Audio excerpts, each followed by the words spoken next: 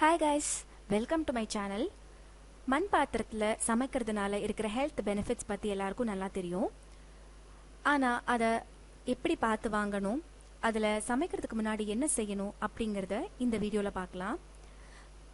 இப்ப வர காய்கறிகள், பழங்கள், கீரைகள் எல்லாமே செயற்கையான உரங்கள்னாலும் பூச்சிக்கொல்லி மருந்துகள், அதாவது ஆர்டிபிஷியல் ஃபர்டிலைசர்ஸ் அண்ட் பெஸ்டிசைட்ஸ்னால நச்சுத்தன்மை வாய்ந்ததாகவும் சத்து குறைஞ்சதாகவும் இருக்கு. கேன்சர் போன்ற பெரிய வியாதிகள் வர்றதுக்கும் நாளடைவில் நம்மளோட நோய் எதிர்ப்பு சக்தி ரொம்ப குறைஞ்சு போறதுக்கும் நிறைய சான்சஸ் இருக்கு. இதே நீங்க மண் பாத்திரத்துல சமைக்கும் போது அதுல இருக்கிற சத்துக்கள் குறையாம, அதே சமயத்துல அதுல நச்சுத்தன்மைகள் இல்லாமலும் ரொம்ப டேஸ்டியாவும் இருக்கும் நம்ம சமைக்கிறது. இதனால நம்மளோட ஹெல்த் ரொம்ப நல்லா இருக்கும். இப்ப இந்த மண் பாத்திரத்தை எப்படி பார்த்து வாங்கணும்னு பார்க்கலாம். இந்த மண் பாத்திரத்தை வாங்கறதுக்கு முன்னாடி நம்ம தட்டி பார்க்கணும். அதை தட்டி பார்க்கும் போது அதனோட சவுண்டு ரொம்ப ஷார்ப்பா இருக்கும். ரொம்ப டன் டன் அப்படிங்கிற மாதிரி சவுண்டு கேட்கும். இதே பழசா இருந்ததுன்னா அது டப்பு டப்புன்னு சவுண்டு கேட்கும். கிராக்ஸ் இல்லாம பார்த்து வாங்கிக்கோங்க. கிராக்ஸ் இருந்ததுன்னா அதை நீங்க ரொம்ப நாள் யூஸ் பண்ண முடியாது. அதே சமயத்துல அதுல கலர் பூசிருப்பாங்க. இப்ப அழகா இருக்கணுங்கிறதுக்காக காவி கலர் இல்லைன்னா ஆரஞ்சு கலரை இதுல பெயிண்ட் பண்றாங்க. இதனால எகெயின் அதுல கெமிக்கல்ஸ் தான் இருக்கு. அதுல நம்ம சமைக்கிறதுனால எந்த விதமான ஹெல்த் பெனிஃபிட்ஸும் இருக்காது. அதனால அதை பெயிண்ட் பண்ணாம வெடிப்புகள் இல்லாத மாதிரி பாத்திரத்தை வாங்கிக்கோங்க. வாங்கினதுக்கு அப்புறமா அதை ஒரு 1 டேக்கு நல்லா தண்ணியில மூழ்கிற மாதிரி ஊற வச்சிருங்க. நீங்க உள்ள போட்ட உடனேவே நிறைய ஏர் பபிள்ஸ் வரும். இது ஏற்கனவே யூஸ் பண்ண வெசல்ங்கிறதுனால ஏர் பபிள்ஸ் ரொம்ப கம்மியா வருது. இதே நீங்க புது வெசல் போட்டீங்கன்னா அதுல நிறைய ஏர் பபிள்ஸ் வரும். இந்த மாதிரி ஒரு 1 டே அதை ஊற வச்சிருங்க. ஊற வச்சதுக்கு அப்புறமா அதை ஒரு ½ டே வெயில்ல காய வைங்க.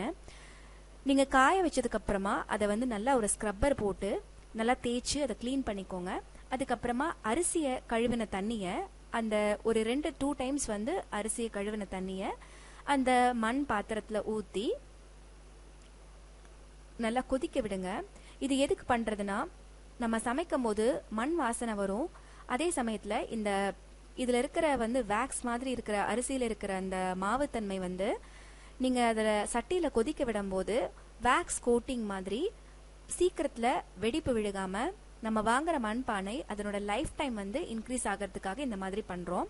ஸோ அரிசியை தண்ணியை கழிஞ்சிட்டு இந்த மண் பாத்திரத்துல ஊத்தி அடுப்புல வச்சிருங்க. அது நல்லா கொதிக்கட்டும்.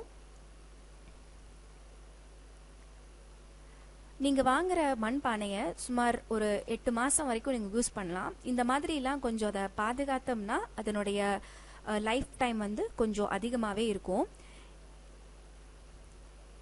வெடிப்பு வர வரைக்கும் நீங்க அந்த மண் பாத்திரத்தை யூஸ் பண்ணலாம். வெடிப்பு வந்துருச்சுன்னா உள்பக்கமா வெளிப்பக்கமா வெடிப்பு வந்தா பிரச்சனை இல்லை. உள்பக்கமா வெடிப்பு வராத வரைக்கும் நீங்க பாத்துக்கோங்க.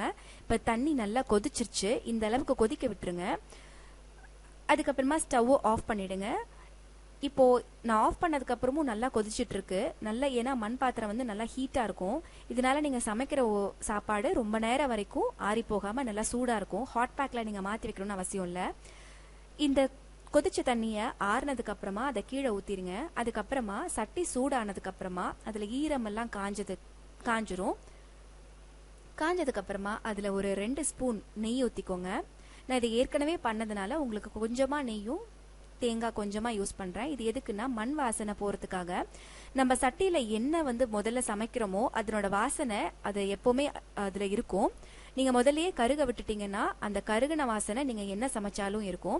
இதே இந்த நெய்யும் தேங்காயும் போட்டு வணக்கிக்கிறதுனால இந்த நெய் மணமும் தேங்காய் மணமும் நீங்க சாம்பார், குழம்பு என்ன வச்சீங்கன்னாலும் பருப்பு அதுல இந்த நெய் மணமும் தேங்காய் மணமும் உங்களுக்கு வாசனை இருந்துகிட்டே இருக்கும். இந்த மாதிரி வணக்கி அதை ஒரு பாத்திரத்துல டிரான்ஸ்ஃபர் பண்ணிக்கோங்க.